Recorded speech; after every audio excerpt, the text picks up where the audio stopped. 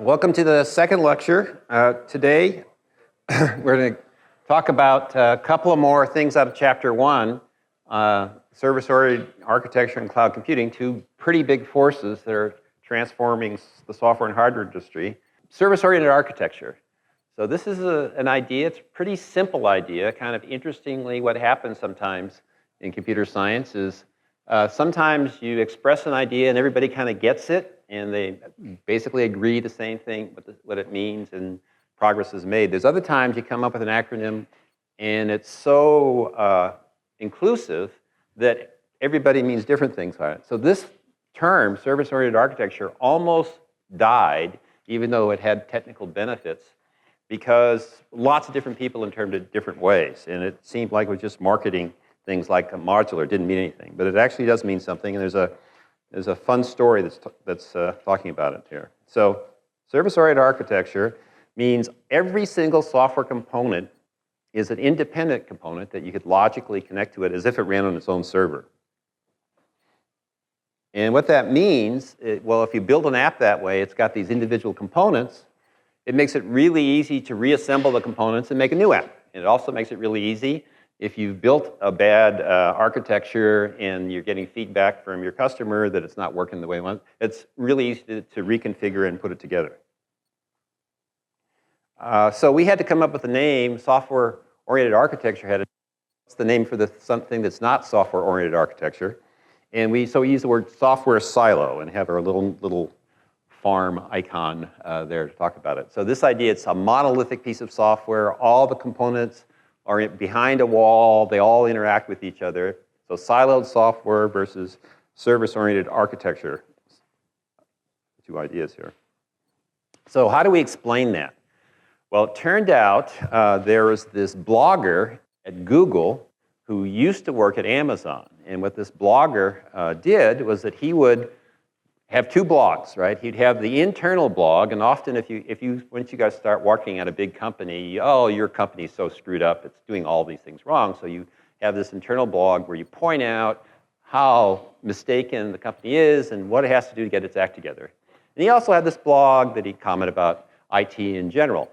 Alas, this was this thing, but he was probably multitasking, right? He was probably looking at his phone, and then he entered his blog. Alas, his rant about why Google was screwed up, he put on the public blog, and then he probably sent one of his nicest blogs to everybody else, how nice the technology was. So Armando saw that and was pretty sure that blog wasn't going to last very long in the public one, so we made a copy of it. But it happens to be like the best explanation of what software-oriented architecture is, and why actually, as for all of Google's strengths, Amazon and Facebook really do SOA, software-oriented architecture, but they don't. Now, this person, blogger at Google who used to work at Amazon, this is, it's not really, the CEO of Amazon really wouldn't say it. You'll have to figure this out. It's Jeff Bezos wouldn't really say that.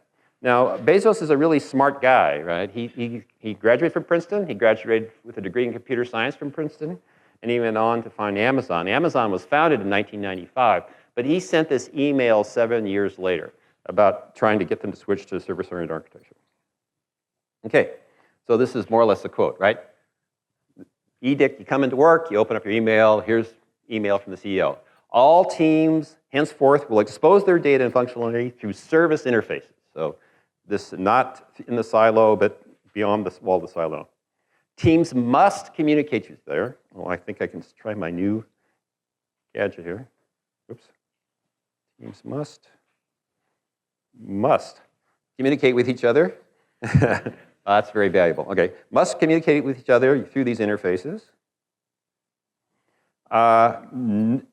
No other form of inter-process communication, all right? You can't, no direct linking, no shared memory, no backdoors, only via service calls, only through APIs is what he's talking about. All right? Now, he doesn't care which protocol you use. He's not going to say, we're all going to use, SOC protocol or something like that. You guys figure that out. I don't care. Just use external protocols. And so when you do a service, it has to be designed from the ground up to be externalizable. That is, say, the team must plan and design to expose these interfaces, developers outside the world, no exceptions. Okay, so, you're an engineer at Amazon, Bezos maybe got his computer science degree, but it's long ago. What does he know? I know better than him. This will be too slow. He'll complain about performance. I'm just going to ignore it. So how did Bezos, the CEO, fix that? Make sure you get everybody's attention. Anybody who doesn't do this will be fired. That probably got everybody's attention. And then, final thing, thank you, have a nice day. So what's the one that he didn't really write? The last thing. He wouldn't have said, have a nice day. He just said, the email ended, if you don't do this, you're fired, right? So that actually did get all the engineers in Amazon to throw away their software, start making externalized interface, and everything's built with SOA. Now, this Facebook was, if you guys saw the movie, Facebook wasn't started that long ago. 3 years after it was founded, they did the same thing. They went from a monolithic siloed software to this platform-oriented, service-oriented architecture. And in fact, I think it was called Google Platform is what it was, Facebook Platform. And so one day you're reading the New York Times, maybe online, and suddenly you notice you're really seeing what articles your friends are reading too. That was because they had this service-oriented architecture, and it was easy to plug lots of things into it. And the guy who was doing this rant at Google was saying, boy, Google's a great company, really great software practices, but they just don't get the service-oriented architecture.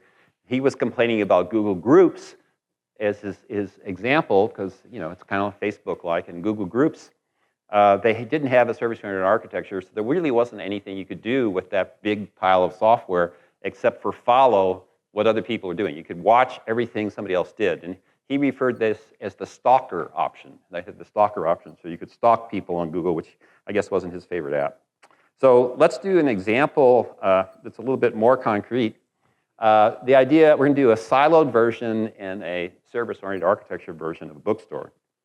So in the siloed version, you have a bookstore service and you build everything inside, and all of these things can share data and connect together. So see the reviews.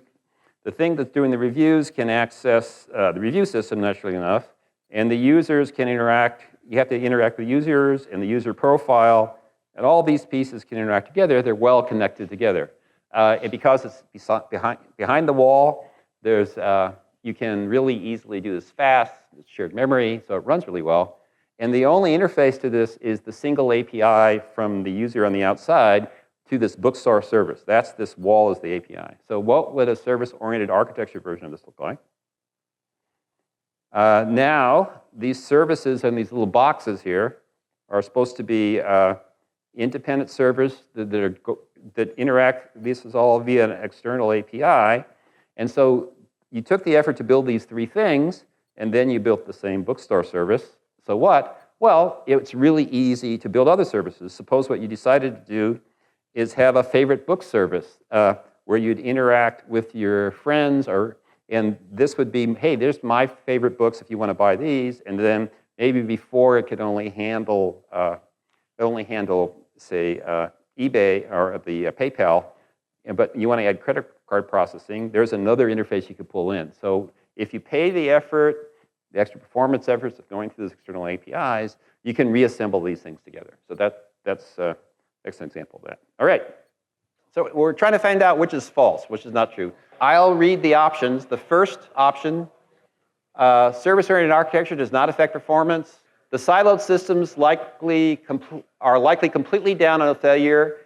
Service-oriented architecture must deal with partial failures, that some components are working and some aren't. It's harder. Ideally, the whole thing fails, but if it's partially failing, it's harder. SOA improves developer productivity, primarily through reuse. And no services can name or access another service's data. It can only make requests for data through an external API, that is for SOA. So what's false there?